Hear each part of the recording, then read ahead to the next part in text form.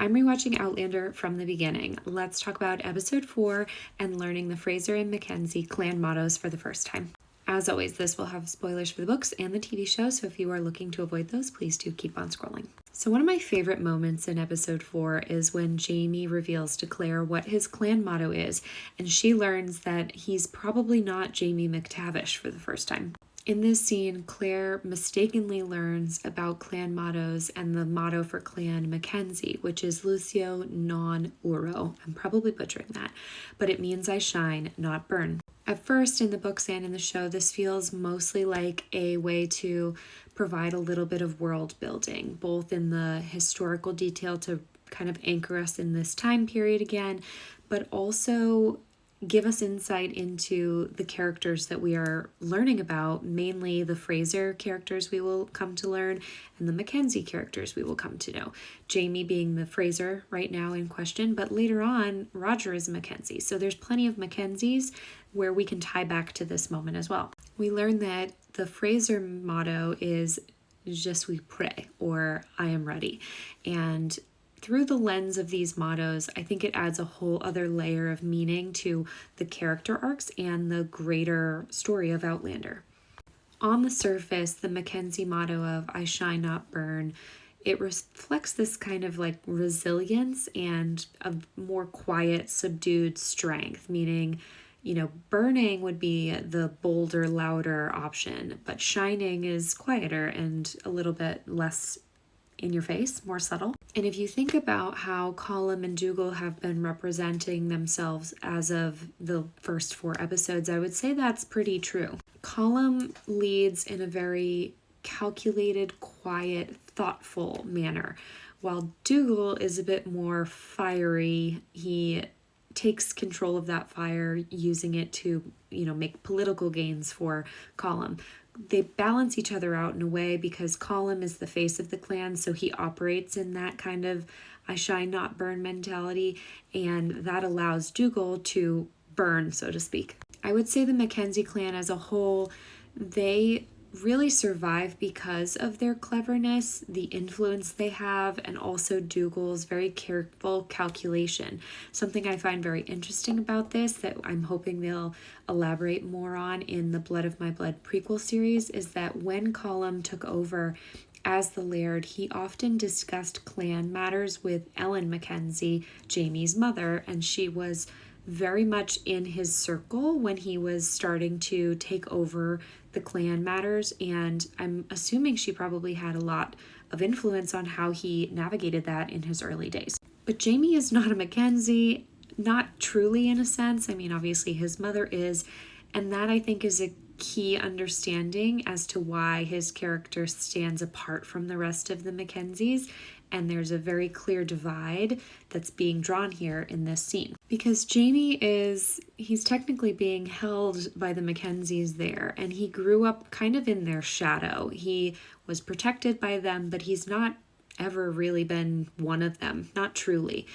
Especially given the context of what his mother did and how the clan views his mother's actions. She ran away with someone who Colum and Dougal did not approve of, and it caused a very significant rift between the two of them for a very long time. So it puts Jamie at this point in the show in a very precarious situation because technically by blood he is a Mackenzie, but Colum and Dougal haven't spoken, or hadn't, I should say, spoken to Ellen since she ran away with Brian Fraser, and until her death, presumably, they never spoke. So Jamie's a very interesting character for them, I imagine, as well, given what happened with his mother running away with someone who didn't give them any sort of political advantage. And it was well known at the time that they were trying to use Ellen's marriage to help them politically. But that also puts Jamie in an interesting position because he understands their methods, the way they manipulate things, the way they strategize. He just doesn't embody it. And I think that's because Jamie's character falls more in line, effectively with the Fraser motto of I am ready. He serves. He's someone who serves. And when told what to do, he does it. And that's at the core of his character, is that he is a man of action. He's a man of loyalty, of readiness, and all of those things come into play when he's protecting the people he loves, like Claire.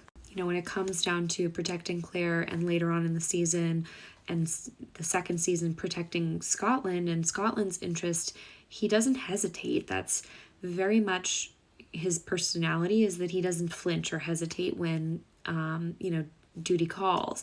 And not because he's reckless by nature. I think it's more so because he's very much ready at all times to take on the consequences of his choices, and he makes those choices from a very self-reassured place. And as we'll see throughout their relationship dynamic, Jamie's not someone who waits to see how things are going to unfold.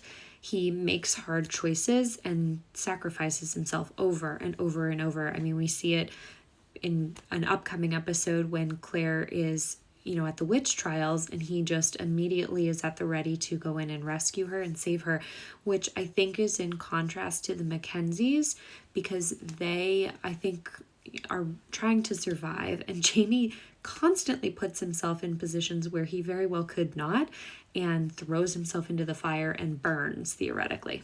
I also think this introduction of clan mottos is interesting when we think about how Roger falls into this, because he is a descendant of the Mackenzies, and so he kind of carries the weight of both of those mottos. He's Mackenzie by blood, being a descendant of Dougal, and that lineage does offer a lot of insight into his personality, because he's a very thoughtful, strategic historian, and he understands the value of being patient, but he also learns through his father-in-law Jamie and his wife Brianna how to embody the Fraser motto of being ready when it counts. And I think a lot of season 4 and season 5 is when we start to see him, as the show so kindly refers to it, as walking through two fires. I think Roger embodies what these two mottos are trying to get at. I think Roger in the books, it's a little more obvious. I found Roger in season 4 to be a bit tedious for me,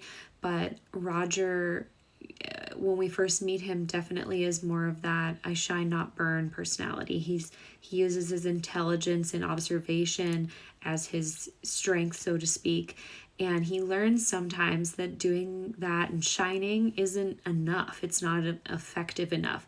And when he loses Brianna and he is in this time that he's really not cut out for, he's almost forced to become someone who is ready and defend his family and be there for Bree in order to survive. And I think that's the perfect way to explain him embodying those two mottos together. And then I think ironically, as Jamie gets older, he almost takes a step back and embodies more of the Mackenzie motto in a way. He is born a warrior and learns when he needs to step back and lead with his insight and his mind rather than by force or by his strength or resilience. He's kind of combining the shining not burning aspect too later on when he is older, especially when he knows that he has this great big extended family at stake now, and he can't just be making reckless decisions, not only because he doesn't want to leave Claire, but because he has more people under his protection now that he needs to be mindful of and that depend on him.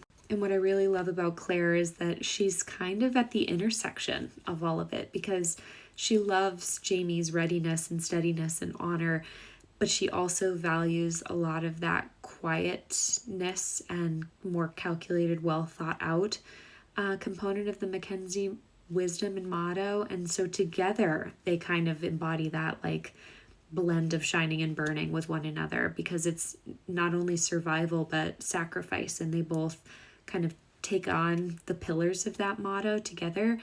And so it's interesting when you watch them in later seasons that you can clearly see the Fraser and Mackenzie legacies embodied through the generations in how they have now raised their kids and really kind of become the mottos themselves in a way. I think one of the cool things I've thought about is that in the world of Outlander, obviously when you're shining, it comes across as being more noble, but when you burn theoretically for the ones you love, that's what makes you a Fraser and what makes anyone in Jamie's circle stand out as a quintessential character in Outlander and in this story.